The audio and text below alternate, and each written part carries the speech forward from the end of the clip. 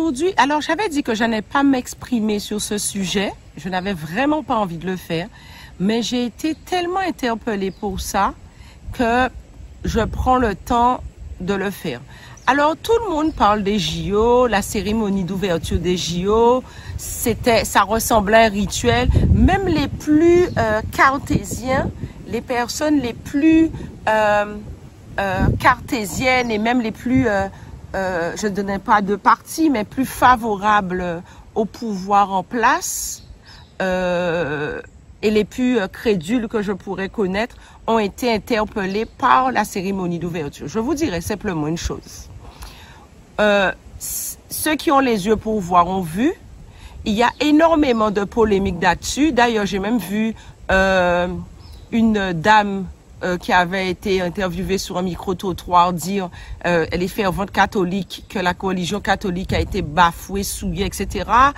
Qu'ils étaient plusieurs à avoir décidé de porter plainte. Bon, ça c'est leur choix. Mais pourquoi vous êtes surpris en fait? Je comprends pas.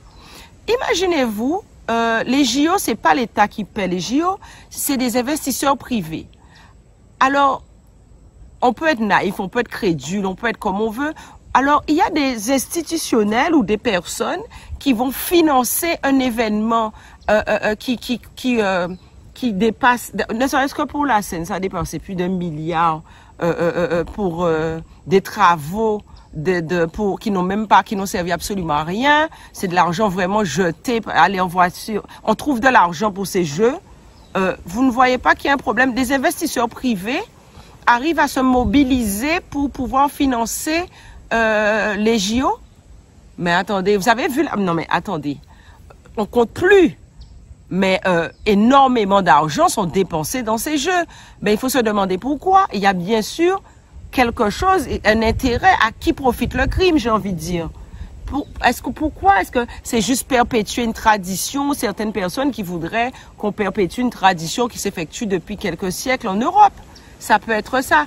Mais on va aller un petit peu plus loin que ça. Tous les peuples ont leur propre rite. Alors évidemment, les Européens, ce sont vraiment les Occidentaux, par extension, on dirait ce sont les premiers à toujours vouloir faire croire qu'ils ont absolument aucune croyance ou ils sont très cartésiens.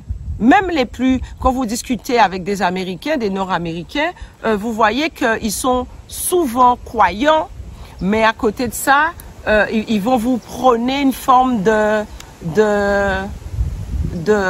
comment dire, de raison. Ils sont très cartésiens. Toujours, ils sont cartésiens. Par contre, faut se rappeler un peu l'histoire. Quand les Européens ont débarqué dans les Amériques, mais aussi en Asie, d'abord en Afrique, écoutez, la première chose à laquelle ils se sont intéressés, ce sont les croyances. Parce qu'ils ont très longtemps compris et très vite compris qu'en maîtrisant les croyances des gens, en maîtrisant les pratiques des gens, en faisant douter aux gens de leurs propres pratiques, ce sera beaucoup plus facile de leur imposer quelque chose à laquelle eux-mêmes n'y croient pas et pouvoir ensuite mieux les gérer. Parce qu'à partir du moment qu'on maîtrise les croyances d'un peuple, eh bien, on influence ses pratiques. Notamment quand vous regardez dans nos pratiques caribéennes, le chamanisme caribéen, il est empreint de beaucoup de choses. Ça en fait notre force, je ne vais pas le nier. Mais sachez que par exemple en Asie, en Inde notamment, parce qu'on a aussi un métissage indien et un métissage africain, ben il y a les peuples, il y a certains peuples qui n'ont pas été approchés par les conquistadors ou peu approchés par les conquistadors, et leurs pratiques sont restées telles quelles. Donc, ils savent très bien, la première chose, c'est ce que vous croyez, ce n'est pas une bonne chose, c'est très mauvais, c'est la culpabilité. Et ensuite, surtout, apprenez-moi ce que vous faites, hein, apprenez-moi ce que vous faites parce que c'est intéressant pour moi. Et ensuite, on vous donne d'autres valeurs. Je parle d'un point de vue sans animosité, sans rancœur, sans rien du tout. Je dis juste, c'est une stratégie. Donc, quand les gens s'insurgent parce que les JO étaient remplis de rites, parce que les JO étaient remplis de pratiques, parce que les JO, alors franchement, mais j'ai presque envie de dire, ça m'a fait penser à Georges Clooney avec What Did You Expect? Vous pensez sincèrement que les Européens n'avaient pas de pratique? mais leur civilisation est vieille alors il y a bien plus ancienne, mais elle est quand même ancienne de plusieurs siècles. Alors même si qu'ils ont eu une grosse influence extérieure avec l'apport de la pomme de terre qui a changé complètement leur alimentation, les épices de l'Inde et de l'Asie, les tomates et compagnie. Je suis bien d'accord qu'il y a eu de gros changements avec l'apport des Amériques, mais il fonctionnait déjà. Vous connaissez pas les chasses aux sorcières? Évidemment, la France a moins préservé ce patrimoine parce qu'il y a une grosse chasse aux sorcières quand, à l'époque où on voulait imposer le catholicisme et que les gens continuaient à perdurer dans les campagnes avec les croyances, les magies populaires et les magies des campagnes. Tandis qu'en Angleterre, vous retrouvez encore très vivement ces pratiques. Alors, qu'est-ce que vous pensez? Vous pensez que, je sais pas, je vous avoue, comme j'ai été beaucoup interpellée, il y a une vidéo qui m'a été transférée de Djibouti peut-être 8 fois, mais en plus même par des gens qui sont choqués. Mais choqués de quoi? Je n'arrive pas à comprendre. Tous les peuples sur terre, les gens ont leurs croyances, ont leurs pratiques. Si les peuples perdurent année après année, siècle après siècle, c'est parce qu'ils ont une pratique, ils ont une croyance solide qu'ils perpétuent. Et des gens qui sont des gardiens de ces croyances, qui permettent quel que soit par vents et marées, qui permet d'être suffisamment soudés que ça se transmette. Qu'est-ce que vous pensez? Non, mais je sais pas. Alors, est-ce que on attendait de moi que je fasse un décryptage de ça? Je ne le ferai pas parce que je respecte les pratiques sacrées de chaque peuple, quel que soit ce que je pourrais avoir comme opinion concernant le dit peuple. Mais il faut que vous soyez maintenant droit en phase avec la réalité, droit dans vos baskets.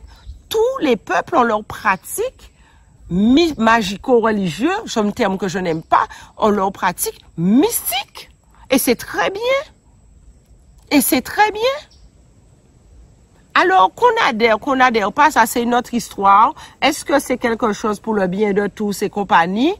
Ça c'est notre histoire. En tout cas, une chose est sûre, c'est bien alors j'allais dire un mot qui commence par un G, c'est bon pour leur bouche, hein. S'ils l'ont fait, en tout cas ceux qui l'ont, les instigateurs de tout ça, en tout cas ils ont un intérêt dedans. Et je suis pas sûre, et comme c'est toujours le cas, que ce soit pour le bien de tout le monde, hein. Je pense pas que nos civilisations soient déjà là, peu importe où nous sommes sur cette terre aujourd'hui. Malheureusement, on est encore en progression en essayant de petit à petit d'arriver à ça, mais en tout cas, je ne pense pas que c'était pour le bien de tous et l'équilibre de tous, hein.